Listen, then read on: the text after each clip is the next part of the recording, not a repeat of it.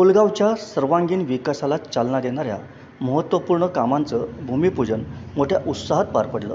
श्रीदेवी सातेरी व श्रीदेव कलेश्वर मंदिर परिसरातील पर्यटनदृष्ट्या सुशोभीकरण तसंच कोलगाव ग्रामसचिवालय बांधकाम या विकास कामांना शासनाची मंजुरी मिळाली असून या विकास कामांचा शानदार भूमिपूजन सोहळा पार पडला. या विकास कामांसाठी खासदार नारायण राणे, पालकमंत्री नितेश राणे, भाजपचे प्रदेशाध्यक्ष रवींद्र चव्हाण यांच्या माध्यमातून निधी उपलब्ध झाला आहे. श्रीदेवी सातेरी व श्रीदेव कलेश्वर मंदिर परिसर सुशोभीकरणासाठी सुमारे 1 कोटी रुपये तर कोलगाव ग्रामसचिवालय बांधण्यासाठी 20 लाख रुपये मंजूर करण्यात आलेत. या कार्यक्रमाला भाजपचे जिल्हा सरचिटणीस महेश सारंग यांची प्रमुख उपस्थिती होती. कार्यक्रमाचे निमंत्रक सरपंच संतोष अरुण राऊळ व उपसरपंच दिनेश रमेश सारंग यांनी कार्यक्रमाचं उत्कृष्ट नियोजन केलं. प्रादेशिक पर्यटन अंतर्गत आपल्या गावचा विकास सुरू झालेला आहे.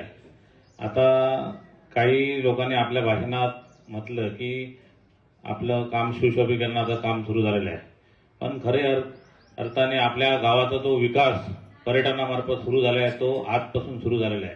गावात आपल्या गावाचं नाव, आपले सातेरी कलेश्वर ह्या दोन्ही मंदिराचं नाव आज पर्यटनाच्या नकाशावर देशात आणि आपल्या राज्यात लागलेलं आहे. उद्या भविष्यात आपल्या गावामध्ये पर्यटक सुरू होणार आहे आणि ह्या पर्यटनाच्या माध्यमातून आपले महिलांना रोजगार मिळणार आहे. इकडचे काही युवक आहेत त्यांना रोजगार मिळणार आहे. आता त्याची सगळी जोपासना कोणी करायची, तर आपण सर्व ग्रामस्थांनी करायची आहे. आता एक वेळा जर आपल्या प्रादेशिक पर्यटनाअंतर्गत एका गावाला जर निधी खर्च होतो, मंदिराला निधी खर्च होतो, तर तिकडे काय झालं आहे, काय मंदिरं काय आहेत हे बघण्यासाठी लोक, आपले जे पर्यटक असतील, मुंबई बाहेर सर्व पर्यटक असतील, ते पर्यटक त्या गावामध्ये येऊन त्या मंदिरांमध्ये दर्शनासाठी येतील किंवा आपला रोजगार वाटेल, इकडे स्टे होम होतील. चांगल्या पद्धतीने आपला गावाचा विकास आपल्या हा आता लवकरात लवकर सुरू होणार आहे. आज 1 कोटी सारखा भरघोस निधी हा माननीय आपले प्रदेशाध्यक्ष चव्हाण साहेब असो किंवा आपले पालकमंत्री नितेश साहेब असो, आपले खासदार राणे साहेब असो आणि आपले स्थानिक आमदार दीपकभाई केसरकर असो, या सर्वांच्या माध्यमातून आपल्याला हा निधी मिळालेला आहे. पूर्वी आपल्याला 1,95,00,000 निधी मंजूर झालेला होता. त्यात काही निवडणूक आपल्या अधिकाऱ्यांनी काही अडथळा आणल्यामुळे तो आपला निधी थांबला. नंतर दीपकभाईंच्या मी फार म्हणजे ते विधानसभा सुरू झाली, आपली विधानसभा सुरू झाल्यानंतर मी दीपकभाईंच्या पाठी लागून ह्या निधी 90 लाखाचा निधी प्लस आपल्या जिल्हा नियोजन मधून आपला 10 लाखाचा निधी मिळून आपण ह्या 1 कोटी निधी आज आपण तिकडे खर्च करत आहोत. आता येणाऱ्या काळामध्ये आपल्याला परत आपल्या गावासाठी 1,90,00,000 रुपये निधी मंजूर झाला आहे. ह्या निधी ज्यावेळी मंजूर होताना खूप प्रयत्न करावे लागतात. इकडे गावात बसून किंवा इकडे कुठे सावंतवाडी तालुक्यात बसून कुठे हा निधी होत नाही. ह्याच्यासाठी शासन लेवलवर पाठपुरावा करावा लागतो आणि ह्या पाठपुराव्यानेच आपल्याला आपल्या गावात निधी येत असतो. दुसरा जो 1,90,00,000 रुपये निधी येणार आहे आपल्याला, तो आपले पालकमंत्री नितेश साहेबांच्या प्रयत्नातून येणार आहे आणि तो निधी जर आला तर आपल्या गावाचा आणि जोरात विकास होणार आहे. लक्षात घ्या, असे जर विकास निधी आणण्यासाठी तुम्ही सर्वांचं सहकार्य लागणार आहे.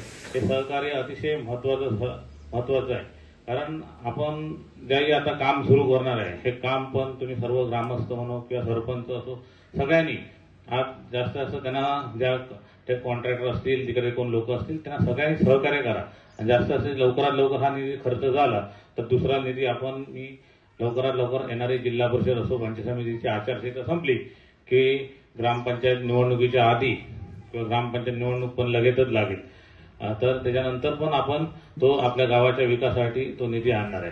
दुसरा आपला जो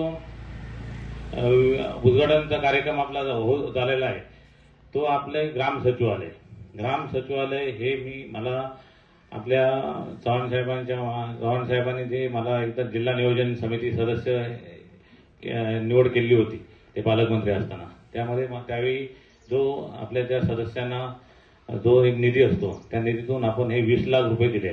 फक्त 20 लाखाची ग्रामपंचायत होणार नाही, तुम्ही एक लक्षात घ्या. ही ग्रामपंचायत किमान 1 कोटीच्या आसपास ग्रामपंचायत होणार आहे. कारण ह्या ग्रामपंचायतीमध्ये सगळी आपल्या कार्यालय आहेत. पोस्ट ऑफिस असो, कृषी असो, आरोग्य असो, महिलांसाठी सुविधा असो, सगळी सुविधा ह्या कोलगाव ग्रामपंचायती ही एकाच जागेवर, तलाठी कार्यालय असो, सर्कलांचं कार्यालय असो, एकाच कार्यालयामध्ये ती येणार आहे.